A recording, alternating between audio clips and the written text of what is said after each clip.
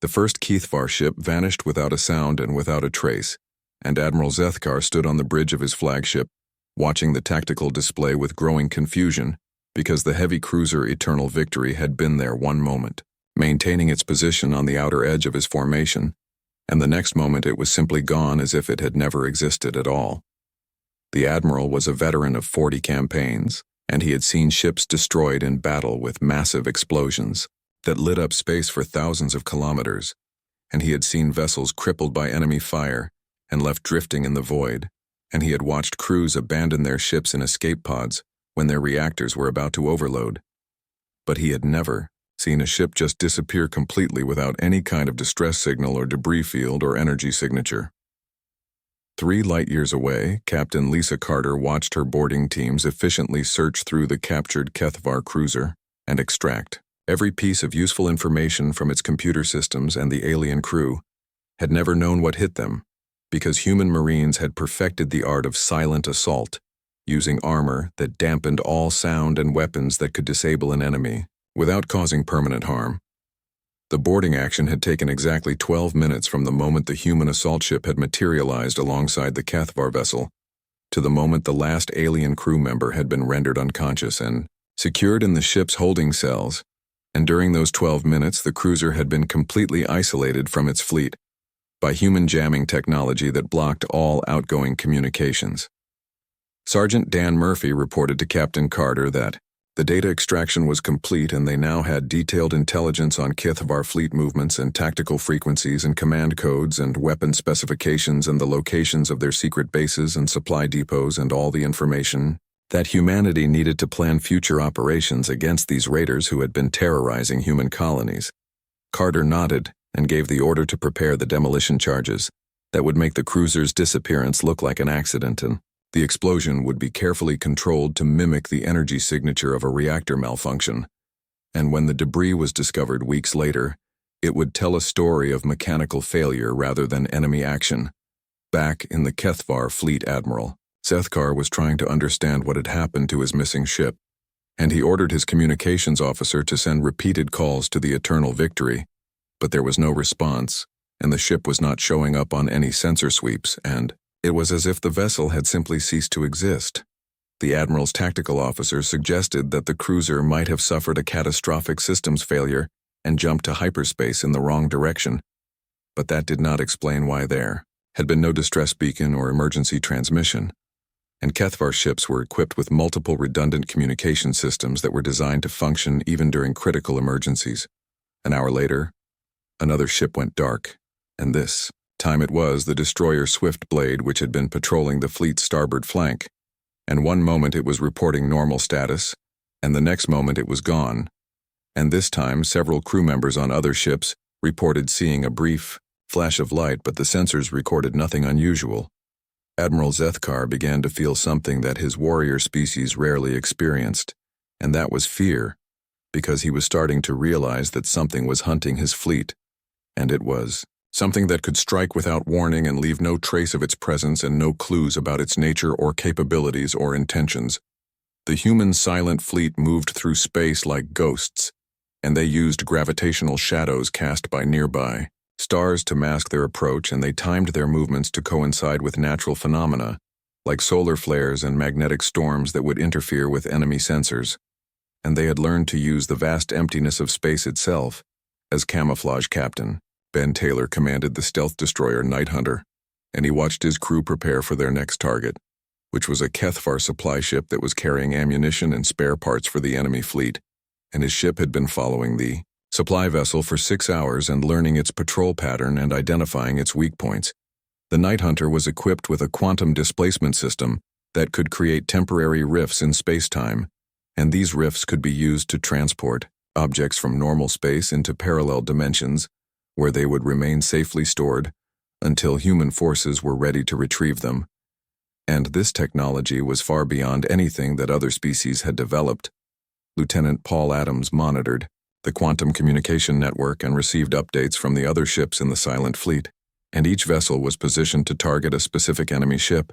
and they would strike simultaneously across multiple light years, and the Kethvar fleet would suddenly find itself missing a dozen vessels all at once. The aliens had no defense against this kind of attack, because they could not detect the human ships, and they could not intercept the quantum transmissions, and they could not predict where the next strike would come from, and their own communication chatter was actually helping the humans by broadcasting detailed information about fleet positions and movements. Admiral Zethkar ordered his remaining ships to close formation and maintain maximum sensor sweeps. But his sensors could not detect something that existed partially outside normal space-time, and the human stealth technology made their vessels invisible to every known form of detection, including gravitational sensors and quantum field monitors. The Kethvar had built their reputation by attacking defenseless colony worlds and cargo ships, and they were used to fighting enemies who announced their presence with loud transmissions and bright energy signatures, and who followed predictable patterns of military doctrine. But humanity was different,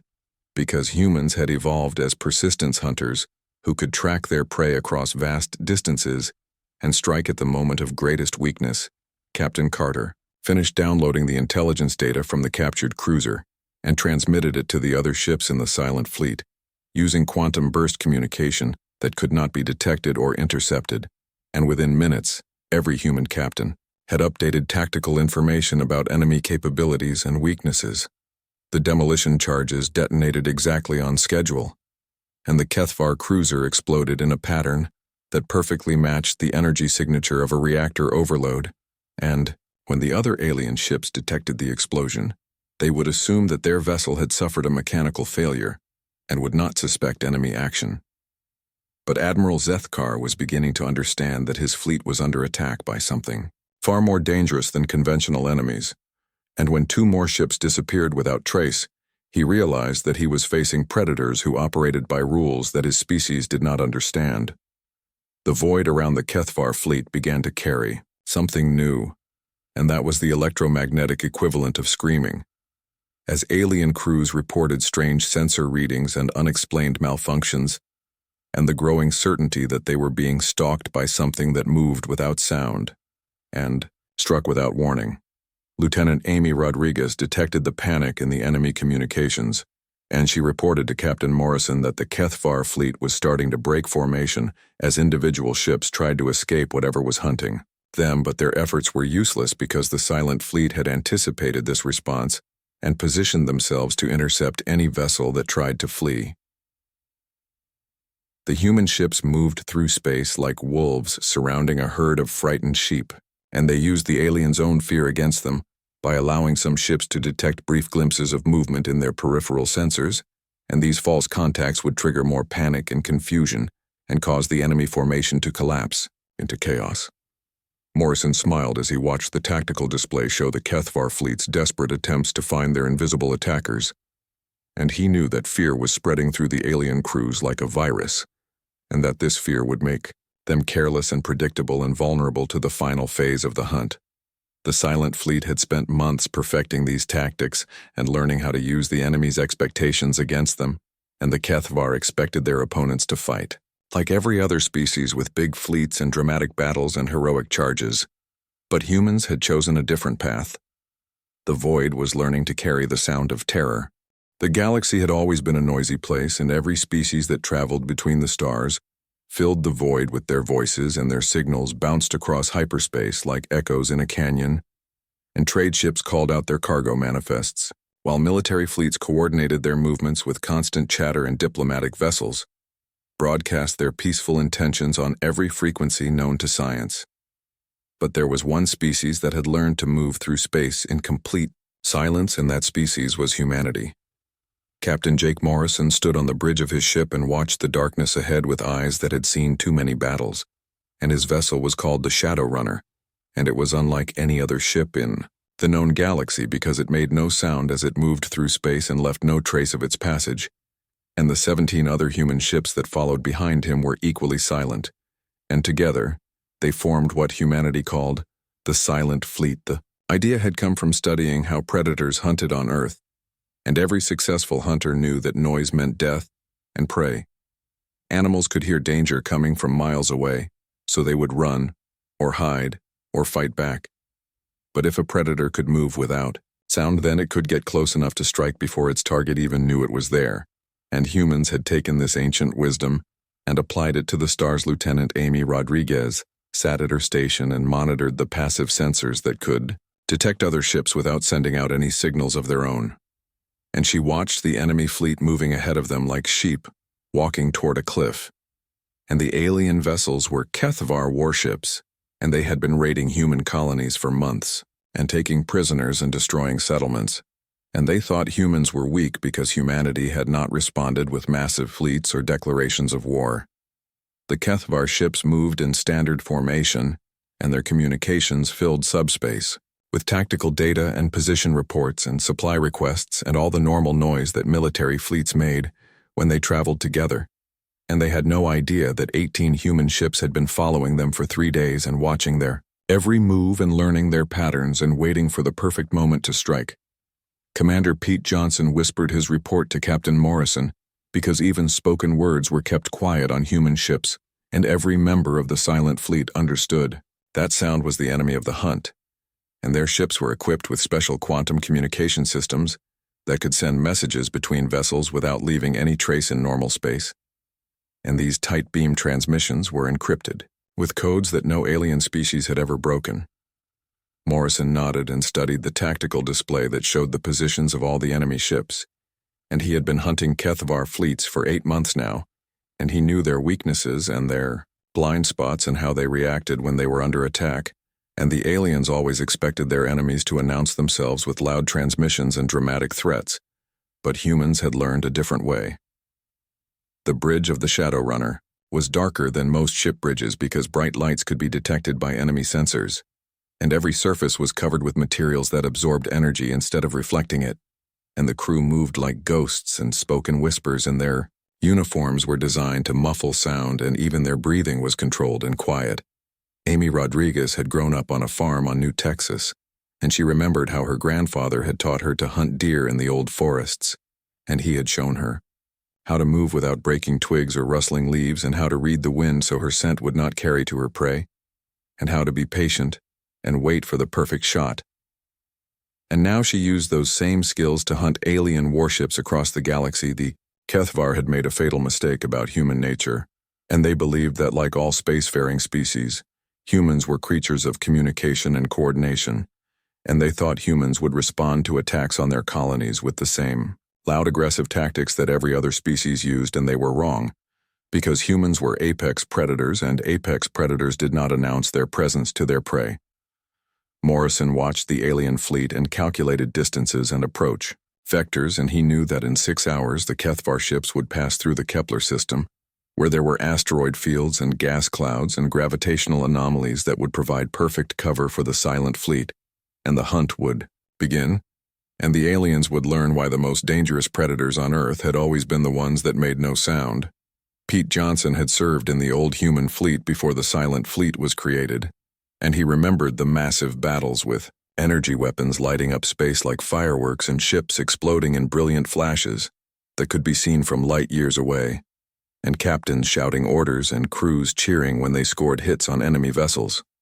But those days were over, because humanity had learned that there was a better way to fight. The Shadow Runner and her sister ships carried weapons that could destroy any HFY vessel with a single shot. But destruction was not the goal, because dead ships could not provide intelligence and could not carry warnings back to their homeworlds and could not spread fear among their fleets. And humanity had discovered that fear was more powerful than any weapon ever built. Amy Rodriguez detected something on her sensors, and she turned to Captain Morrison with a slight smile and reported in a whisper that the HFY fleet was changing course toward the Kepler system, just as they had predicted, and the aliens were following their standard patrol route like clockwork, and they had no idea that they were being herded like cattle toward their own destruction. The 17 other ships of the silent fleet were spread out across several light years, and they moved in perfect coordination without any visible communication, and their captains had trained together for years, and they knew each other's minds and could predict each other's actions, and they functioned like a pack of wolves hunting together across the vastness of space. Morrison remembered the day when the HFY had attacked the colony on Haven Prime and killed 3,000 civilians, including children, and the images of the burning settlements had been broadcast across human space, and there had been calls for immediate retaliation and massive military response, but the Human Defense Council had chosen a different path. and they had authorized the creation of the Silent Fleet. The void ahead was filled with the electromagnetic noise of the Kethvar fleet, and their ships were like beacons in the darkness, broadcasting their positions and their intentions and their weaknesses to anyone with the right equipment and the patience to listen and learn and wait for the perfect moment to strike. And that moment was coming soon. Morrison had been chosen to command the Shadow Runner because he understood that the greatest weapon in any hunter's arsenal was not strength or speed or firepower, but silence and patience, and the ability to become invisible until the moment of the kill. And he had learned these skills not in any military academy but in the forests of his homeworld, where he had hunted with his father and grandfather and great-grandfather before him. The Silent Fleet was humanity's answer to a galaxy that respected only force and feared only the unknown, and for too long humans had tried to fit in with the established patterns of interstellar warfare, but now they had embraced what made them different and what made them dangerous, and the Kethvar were about to learn that the most terrifying sound in the universe was perfect silence. Captain Ben Taylor had been hunting Kethvar fleets for 6 months, and he had never seen anything like the scene that appeared on his tactical display, because the alien armada ahead contained over 200 ships arranged in a perfect defensive sphere, and their sensors swept space in overlapping patterns that eliminated every possible blind spot. The enemy had learned from their previous encounters with the Silent Fleet, and they were no longer using loose formations or predictable patrol routes, and instead they had adopted a defensive posture that would make it almost impossible for conventional attackers to approach without being detected. But humanity was not conventional, and the Silent Fleet specialized in making the impossible look easy. Commander Kate Williams studied the navigation charts and reported that the Kethvar formation was positioned in the Kepler system near a cluster of gas giants and asteroid fields and gravitational anomalies that would normally provide excellent cover for stealth operations, but the aliens had chosen their position carefully to minimize these advantages. Taylor smiled grimly, because he knew something that the Kethvar did not understand, and that was the difference between hiding in shadows and becoming one with the darkness itself. And human stealth technology had evolved beyond simple camouflage to achieve something that approached true invisibility. The Kethvar had made their reputation by targeting human colony worlds and civilian transports, and they considered humans to be inferior beings who were suitable only for slavery or elimination. And they had counted on humanity responding like every other species with massive fleets and direct confrontation, and plenty of advance warning. Lieutenant Paul Adams monitored the quantum communication network as reports came in from 17 other stealth ships that were positioned in a 3-dimensional web around the enemy formation, and each human vessel was invisible to every known form of detection, and their hulls were coated with metamaterials that bent electromagnetic radiation around them, like water flowing around a stone. The Silent Fleet had spent months preparing for this operation, and they had studied every aspect of Kethvar technology and tactics and psychology, and they knew exactly how the aliens would react when their perfect defensive formation began to collapse, and their crew started to panic. Admiral Zethkar stood in his command chamber, aboard the flagship Eternal Dominion, and felt a cold certainty that something terrible was about to happen, because his fleet had been maintaining this defensive position for 3 days without any sign of human activity, and the silence was more frightening than any direct attack could have been. The Admiral's intelligence officers had analyzed the previous encounters between Kethvar forces and the mysterious human Silent Fleet, and they had concluded that the humans possessed technology that was centuries ahead of anything else in the galaxy, and that they used psychological warfare as effectively as they used advanced weapons. Zethkar had arranged his 200 ships in concentric spheres with overlapping sensor coverage and interlocking fields of fire, and every possible approach vector was monitored by multiple vessels. And he had eliminated all of the tactical weaknesses that had allowed the humans to strike without warning in previous engagements. But as he stood, watching the tactical displays show empty space in every direction, he began to understand that the humans might not need to approach at all, because they seemed to have the ability to make ships disappear from inside heavily defended formations without leaving any trace of their presence. Captain Rick Foster commanded the stealth destroyer Phantom Strike, and he watched his crew prepare the quantum displacement system that would be used to transport enemy vessels into parallel dimensions, where they could be safely stored for later intelligence gathering. And this technology was humanity's most closely guarded secret. The displacement process was invisible to outside observers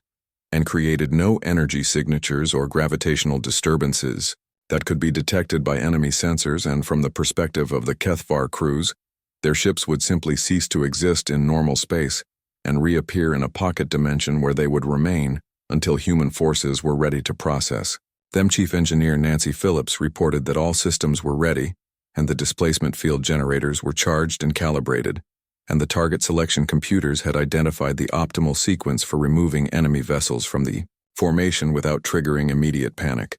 Foster nodded and opened a channel to the other ships in the silent fleet and transmitted the attack authorization codes that would begin the most ambitious operation in the history of human space warfare. And within seconds, 18 stealth ships would begin making the HFY armada disappear one vessel at a time. The first wave of targets included 12 ships scattered throughout the enemy formation, and they were selected because their disappearance would create gaps in the sensor coverage without immediately alerting the remaining vessels to the nature of the attack,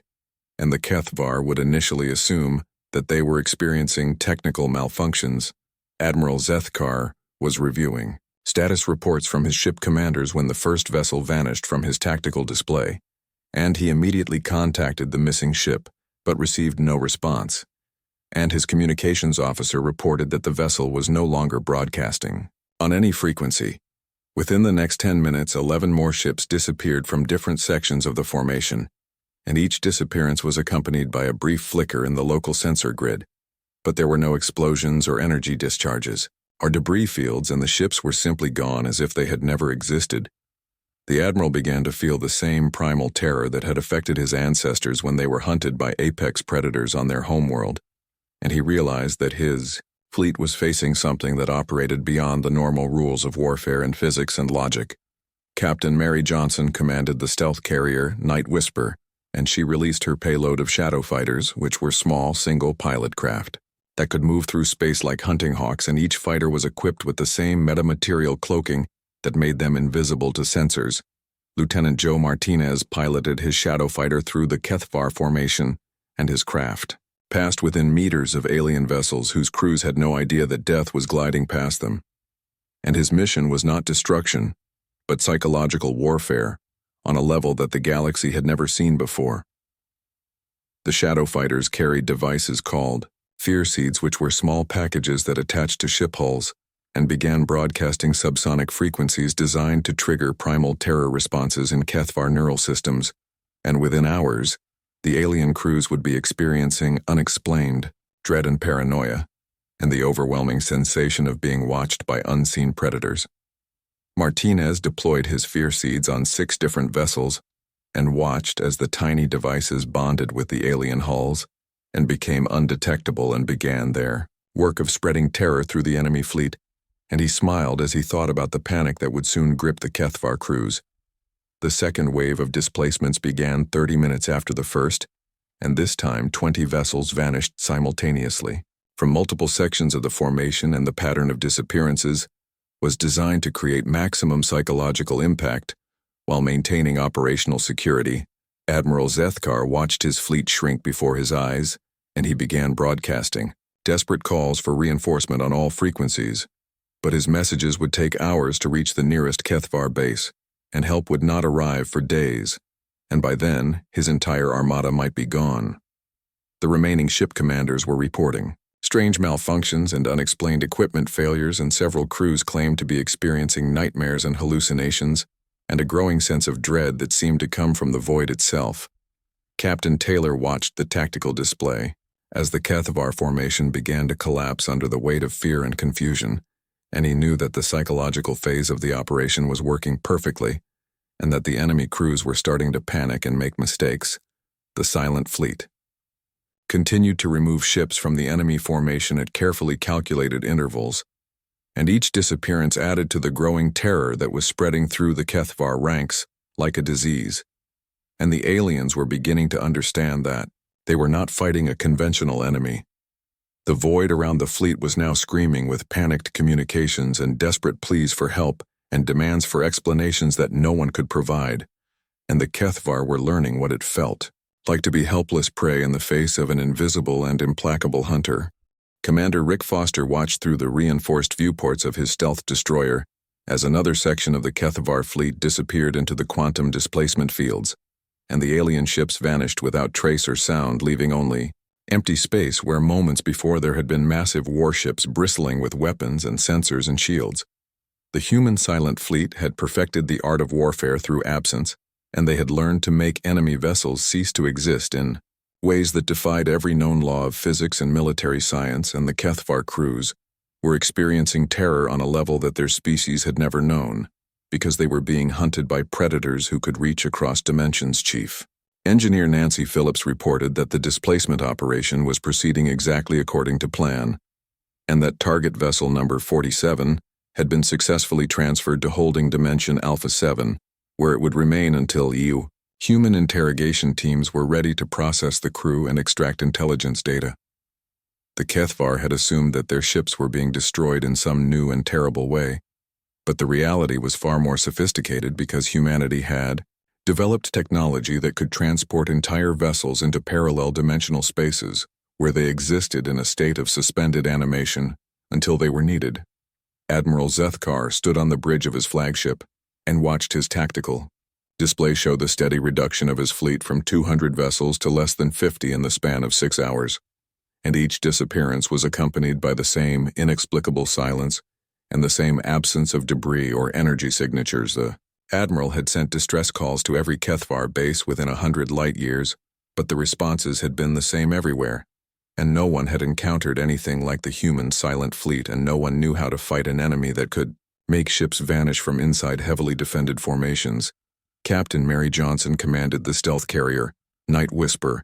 and she monitored the deployment of her shadow fighters as they moved through the remaining Kethvar ships like invisible angels of death, and each fighter pilot was trained to think like a predator rather than a soldier. Lieutenant Joe Martinez guided his shadow fighter between the hulls of alien vessels and deployed his second wave of fear seeds, which were more sophisticated than the first generation. And these new devices could monitor the psychological state of enemy crews and adjust their subsonic broadcasts to maximize terror and confusion. The fear seeds had been designed by human psychologists who understood that terror was more effective than destruction, because destroyed ships could not spread warnings or carry tales of defeat back to their home worlds, but terrified survivors would become living proof of humanity's power. Martinez watched his instruments as the fear seeds bonded with their target vessels and began their work of psychological warfare, and within hours the Kethvar crews would be reporting hallucinations and paranoid delusions, and the certainty that invisible enemies were watching them from the shadows. The third wave of displacements began at exactly the calculated moment when the enemy fleet's morale would be at its lowest point, and 25 more ships vanished simultaneously from different sections of the formation. And the pattern was designed to create the impression that the humans could strike anywhere at any time. Admiral Zethkar felt his command authority crumbling as his ship captains began to panic, and several vessels broke formation without orders and tried to flee toward the edge of the system. But the silent fleet had anticipated this response and positioned interceptor ships along every possible escape route. Captain Steve Clark commanded the flagship of the silent fleet, and his vessel was the stealth battleship Apex Predator, and it carried more firepower than all the remaining Kethvar ships combined. But firepower was not the point of this operation, because humanity was proving something far more valuable than military superiority. Silent Fleet was demonstrating that humans had brought their evolutionary advantages to the stars, and that the same instincts that had made them apex predators on Earth now made them the most dangerous species in the galaxy, because they could hunt their enemies across vast distances and strike without warning. Lieutenant Ashley Turner monitored the Kethvar communication frequencies as the alien fleet commanders tried desperately to coordinate some kind of response to the invisible attackers, but their efforts were hampered by the growing panic among their crews,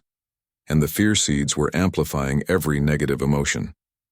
The remaining Kethvar ships had formed a tight defensive cluster, with all weapons pointed outward and sensors sweeping continuously, but they were searching for an enemy that existed partially outside normal space-time, and their efforts were as useless as trying to catch shadows with NET's commander Greg Thompson prepared the final phase of the operation, which would demonstrate humanity's ultimate psychological weapon. And that was the revelation that the Silent Fleet had been visible all along, but had chosen to remain hidden until the moment of greatest impact. The human ships began to decloak, one by one, and Admiral Zethkar watched in horror as 18 vessels materialized out of empty space around his remaining fleet. And these were not the massive, heavily armored dreadnoughts that most species used for warfare, but sleek, predatory ships that looked more like living creatures than machines. Captain Clark opened a communication channel to the Kethvar flagship, and his voice carried across the void with calm authority as he spoke the words that would end the battle without firing a single shot, and his message was simple and direct and terrifying in its implications. The transmission reached every surviving Kethvar vessel simultaneously, and the alien crews heard the human commander offer them a choice between surrender and joining their disappeared comrades in whatever dimension they had been taken to, and the choice had to be made within 30 seconds. Admiral Zethkar stared at the communication panel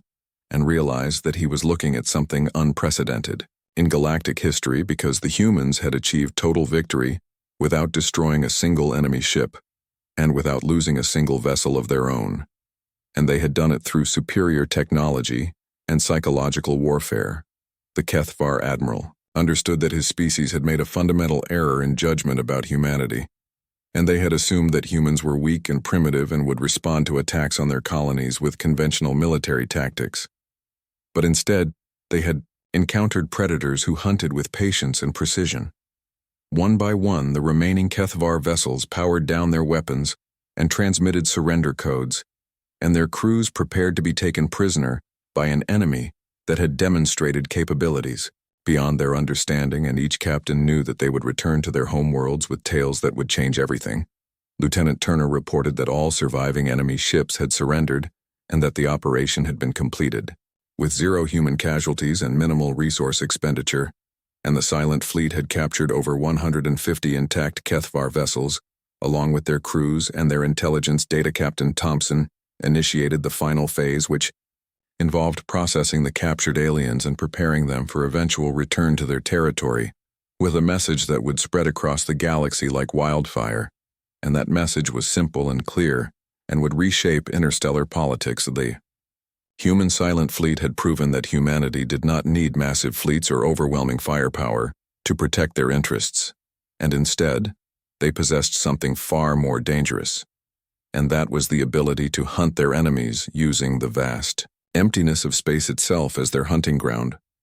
Admiral Zethkar and his surviving crews would be interrogated and studied, and eventually released with detailed memories of their encounter with human predators, and they would carry warnings to every species in the galaxy about what happened to those who threatened human colonies.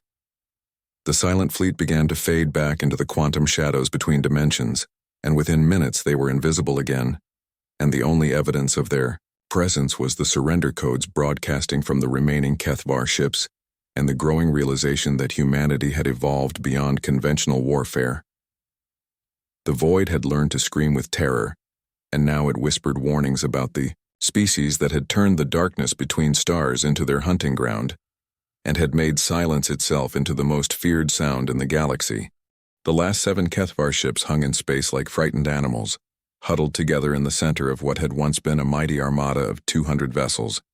and their crews pressed against the inner bulkheads of their ships, as if proximity to each other could protect them from the invisible predators that had been stalking them.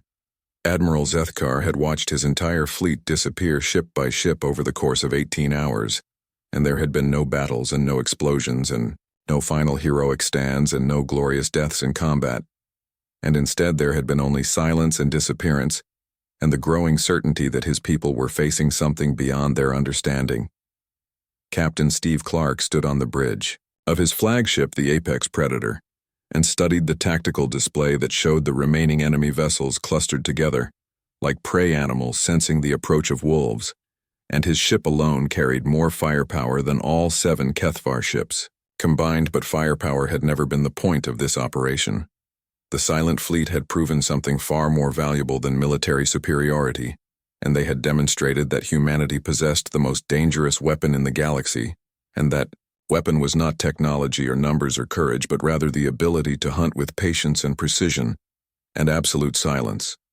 Lieutenant Commander Amy Rodriguez monitored the enemy communications and reported that the HFY crews were experiencing mass psychological breakdown, and several ships were reporting crew members who had stopped responding to orders, and others who were claiming to see things that were not there, and still others who had barricaded themselves in their quarters. Fear seeds that had been deployed by the shadow fighters were doing their work perfectly, and the subsonic broadcasts were triggering every primal terror response that evolution had programmed into the HFY nervous system, and the alien crews were experiencing the kind of fear that their ancestors had felt when hunted by apex predators. Captain Clark made his decision and opened a communication channel that reached every frequency used by the HFY fleet, and his voice carried across the void with calm authority as he identified himself as the commander of the human silent fleet, and offered the aliens a choice that was really no choice at all. The transmission was being broadcast simultaneously to monitoring stations across the galaxy, and every species that maintained listening posts would hear the words that would reshape their understanding of humanity and their place in the cosmic order, and the message was simple and direct and terrifying in its implications. Admiral Zethkar listened to the human commander speak and felt something inside his warrior soul break, because he realized that his entire species had made a fundamental error about the nature of the humans, and they had assumed that these young mammals would fight like every other species with big fleets and loud transmissions and predictable tactics. The reality was far more sophisticated and dangerous, because humans had brought their evolutionary advantages to the stars, and they had turned the vast emptiness of space into their hunting ground, and they had made silence itself into a weapon that could destroy fleets without firing. A shot, Captain.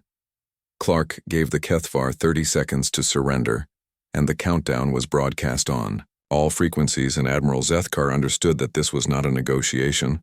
but rather a demonstration of mercy from predators who could have killed every member of his fleet without revealing themselves.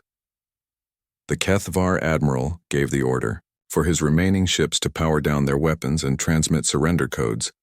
and as each vessel complied, he felt the weight of failure and the knowledge that he would be remembered as the commander who lost an entire armada to an enemy that his people had underestimated. Lieutenant Ashley Turner monitored the surrender frequencies and confirmed that all 7 remaining ships had complied with the human demands, and that their crews were preparing to be taken prisoner and processed by an enemy whose capabilities they still did not fully understand.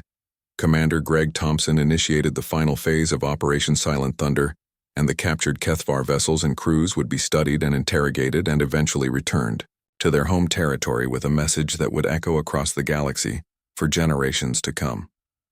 The message was that human space was now protected by something far more dangerous than conventional military forces, and that any species considering hostile action against human colonies would have to face the silent fleet and the terror of being hunted by invisible predators who could strike anywhere at any time. Captain Clark prepared to transmit the galaxy-wide broadcast that would serve as both warning and invitation, and his words would be heard by every spacefaring civilization and would establish humanity's position as the apex predator species of the known universe.